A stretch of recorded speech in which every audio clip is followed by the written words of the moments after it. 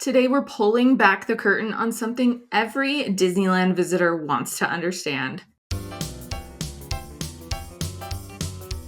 You're listening to Castle Talk Radio. We're live on the airwaves with Becca and Jessica.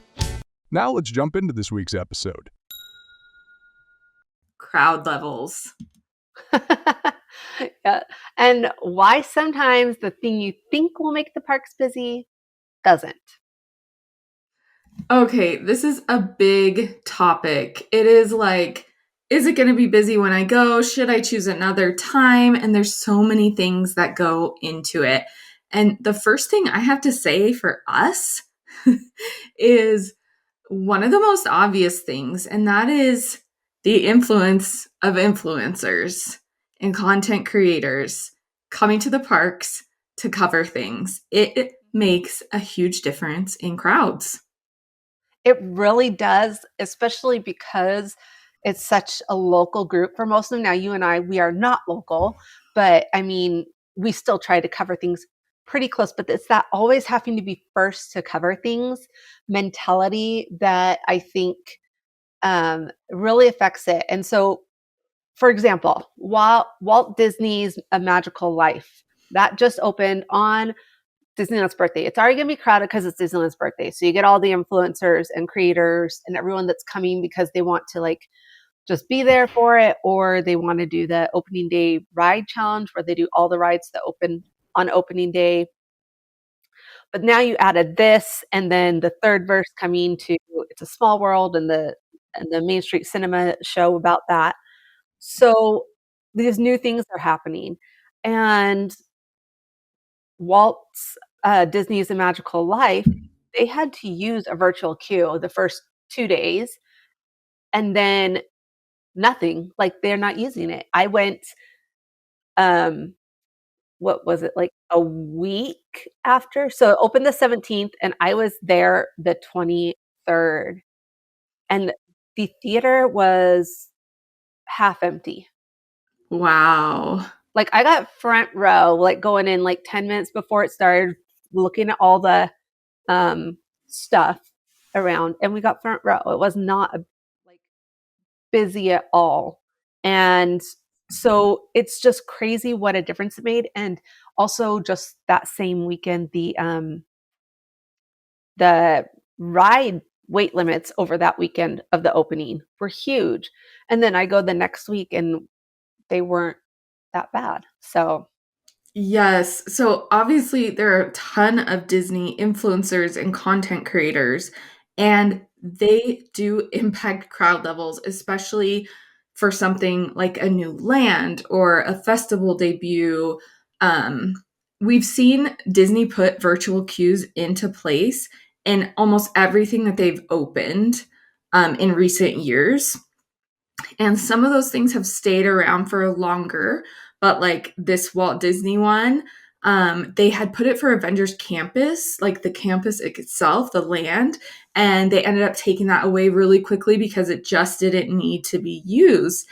And the influencers come in and they are there to cover that thing. So while it does impact crowd levels, like you might not see crowd levels in different spaces. So like maybe like for example, Disneyland's birthday, you might not see crowds doing things that aren't opening day attractions, or things like when Star Wars Galaxy's Edge opened and we needed a virtual queue to get in there. And then the rest of the park was empty. And it's kind of a bummer that there's so much impact with the influencer scene. it is. And I think the rise of TikTok has made it worse because we have so many prominent influencers now that are only TikTok, right? Mhm. That's what they do. And TikTok is very much about getting that content out there fast and immediately. With that, I think that has made it even more people there, right? Like even more. Um, but I've taken a step back and looked at it from my like, do I really need to be there at opening? because my content, while I do a little bit on Instagram and TikTok, I'm not there to give you the opening day look. I'm there to give you tips that will last for your vacation. And so it's like we said, people were talking all about this virtual queue. I don't know how many videos I saw about Mhm. how to snag that virtual queue, and Mhm. it was gone after 2 days. So that's something to think about, and it's something we talk about a lot, and we have reevaluated in our own businesses and our own creation of content. So just remember, is the demand real, or is it just social media hype? So yeah. Okay. Exactly. Yeah. And Disney does love that social media hype. Like they want the influencers there too. But it just makes for an interesting dynamic in how crowd levels work. So we're thinking about opening day attractions, opening lands, things like that. So let's play this out for future. When we have the new attractions opening at California Adventure, which we don't have opening dates yet, but there are several, plan for those weekends or those dates to be busy. However, you might want to go to Disneyland Park on those days because you might find less crowd levels. Just to give you a little bit of like insight there. Um, Other things that don't actually impact crowds that people think impact crowds. Okay. So the first one is, I have to really explain, these are two different things. So the first one is the Anaheim resident discount.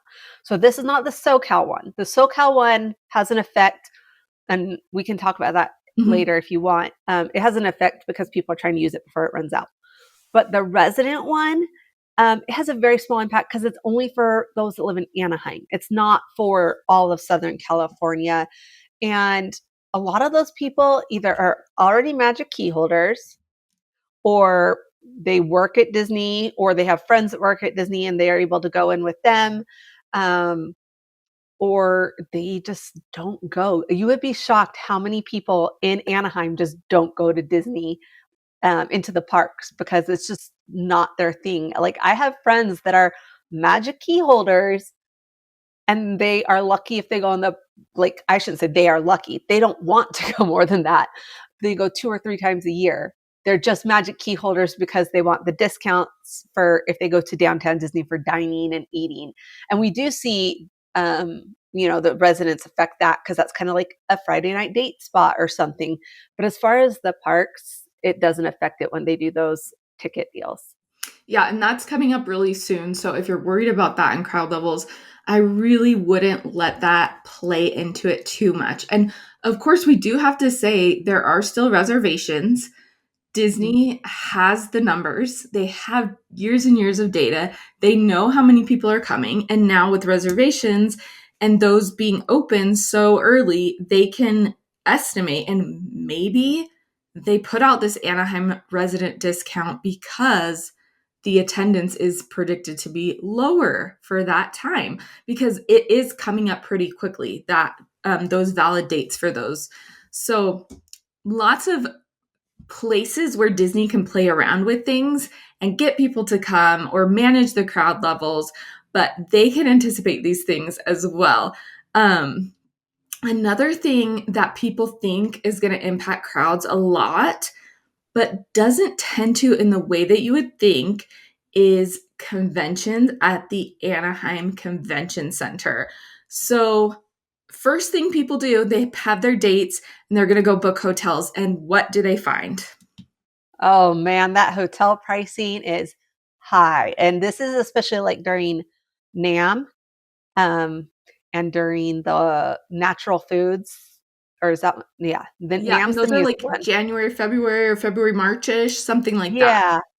And then like VidCon usually affects the hotel prices too. So there's all these conventions that happen, and you'll notice that the hotels closer to the convention center will have extremely high prices when they're normally some of the more affordable ones, for Disneyland. So, and sometimes though, it's like a citywide, like they say citywide, just expect this convention to affect you. those people, they're coming to a convention that they're buying 3, 4, 500, sometimes $1,000, Yeah, depending on what it is, tickets for. They're not going to Disneyland during the convention. They're going to the convention they paid to be at, or that their work paid for them to be at. exactly. So they're not in the parks. Maybe in the evenings they are, because a lot of times conventions do offer an evening ticket. But if you go during the day, it's usually not bad. And I will even say D23, it's not busy during the Absolutely. day. It's busy at night when everyone's done with most of the conventions stuff and they're heading to the parks. And then if they have like a D23 night at the parks, then it's busy too. But yeah. Yes, so you're kind of trading if you're looking at hotels and you're like, "These are insanely expensive." Now, they're expensive because 'cause they're Disneyland, but if they're insanely expensive, look over at the Anaheim Convention Center calendar, and chances are you're gonna find, like, a really popular convention. So you're trading, like, the high prices of hotels for, less activity in the parks. But the other thing during the day, like Becca mentioned, crowd levels are lower. During the main big conventions over the past years, Disney has strategically planned Disney After Dark events for those conventions. So that's another way that they're bringing people in at night and also making other regular ticket holders go, "Oh my gosh, but the park's gonna close earlier. I don't wanna spend my full day ticket there." So it's like a double whammy of, crowd levels at the parks there. And Disney After Dark nights are great days to spend at the parks. At, and specifically at the park that's hosting the party. And we've talked about this a lot in the past. One thing I wanted to say, that we were talking about the hotel prices, and I just want to say, if you want to go during a convention, you're going to want to book those hotels through Getaway Today, our partners, and you'll do that getawaytoday.com/castle talk. First thing is you'll be able to see all the different hotels, like really easy, all the taxes, fees, everything's included in that price that they show you.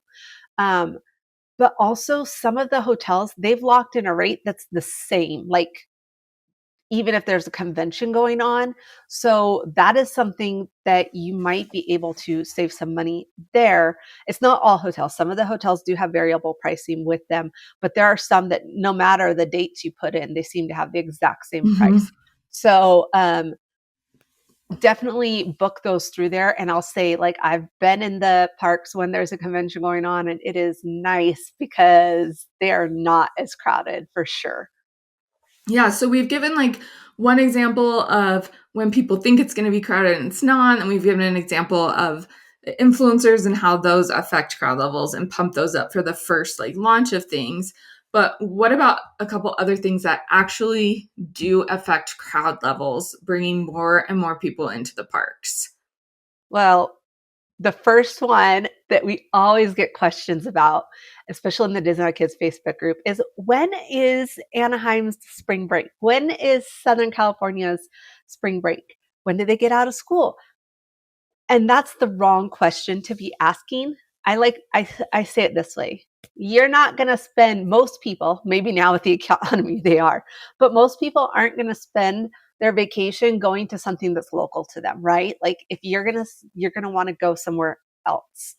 And so that doesn't tend to affect the crowds as much as people think. But what does affect it is the neighboring states, and specifically Utah, Arizona, and Nevada seem to really affect it, because those Utah families, they love their Disneyland. So those three like locations, Northern California does affect it a little bit. Um, just because like ski week, some of them tend to come down for that and things. So it's you're just asking about the wrong area. You should be asking, when's the Utah? And also breaks vary throughout, even within the state of Utah. Like different like districts have different breaks. And so we always say, don't worry so much about that. Worry about what works for your calendar, right? For sure. So while those are going to have impact on crowd levels, you really can't accommodate for like literally 1,000 plus school districts in that area that can just drive to Disneyland in a day. Don't let it bother you. Now, one specific break time that does impact crowds is when everyone has the same break, which is between Christmas and New Year's. And that tends to be the historically most crowded time, most attended time. So that is because everyone's off at the same time. But spring break, fall break, those are all spread out typically through different times. So again, go when it works for you, even though that will have some impact on. But asking when like LAUSD is out isn't going to get you the magic, like low attendance day that you're looking for. Exactly. Now, what I will say, this kind of leads into other things that affect it, like weather and heat waves. There are times that you would think it would be busy, and locals tell you, oh, I avoid that because of this. And it's really not. And I'm going to say it, summer, like after June 15th, when the lower Magic Keys are blocked out, and up until August 5th, I feel like other than Disneyland's birthday, that little weekend, and possibly 4th of July, which can go either way. We've seen it go completely crowded and completely empty. Yep. It's not bad. The wait times while I was there July 23rd through 29th this year. I go about that same week every year with a friend or someone. And it was great. I think the longest wait time we even saw on a ride was 90 minutes for Guardians of the Galaxy. And that was it. Like even Radiator Springs Racers was 80 minutes or below the whole time we were there. So those temps, the locals don't want to be there when it's hot. And I will say when it's hot, even though it may not be as crowded, you're a lot more easily annoyed by people, I think. Oh, And that's so so true. that makes it feel more crowded than it is. But it was great. We just took a mid-afternoon break so that we wouldn't be there in the super hot time of the day. But Yeah, and honestly, weekends tend to be pretty good crowd level wise as well. A lot of people are like, oh, I'm not going to go on the weekend because everyone's off of work, out of school. But for something like Disneyland, a lot of people are like, I'm going to take the time off of work. I'm going to um, take the kids out of school maybe and get that Disneyland day so that we can go on the weekday. A lot of people think the same way. So it ends up being that weekends sometimes can be really pleasant. So the main thing is be flexible, but go when it works for you because there is always surprises with crowd levels. And I think that's kind of my big like pet peeve with crowd calendars because you just can't put everything into a crowd calendar. Like you can take that information and run with it, but it's not always going to be perfect. Everything that we say is not always going to be perfect. So go when it works for you. And if there is something like the SoCal tickets, like you mentioned earlier, one part that I would avoid is like the very beginning and the very end of those valid dates, especially specifically the toward the very end, end. because people are like, shoot, I have a day left and I need to use this. Those can be a little bit more crowded, but just put everything, all the information that you have together and pick what works for you and then use the best strategies that you know, like read up on using Lightning Lane, using Rider Switch, single rider, and taking those midday breaks. Yeah. And rope dropping and late nights, all of that stuff. There's tons of things to help you lessen your wait and avoid the largest times or avoid the largest crowds in Disneyland, no matter when you're going. I mean, Jessica, you've gone over that winter break that we talked about and had a great time. So it's doable whenever you're going. You just have to be prepared. And we always say, expect it to be packed and maybe you'll be pleasantly surprised. For sure. And of course, being here on Castle Talk Radio, you are already 12 steps ahead of everyone else. And we're so glad that you're here listening. Be sure to get your discount tickets from getawaytoday.com/Castle Talk. And we'll be here next time to talk more things Disneyland. You've been listening to Castle Talk Radio. For exclusive discounts on tickets and hotels, free guides, and to listen to past episodes, visit castletalkradio.com.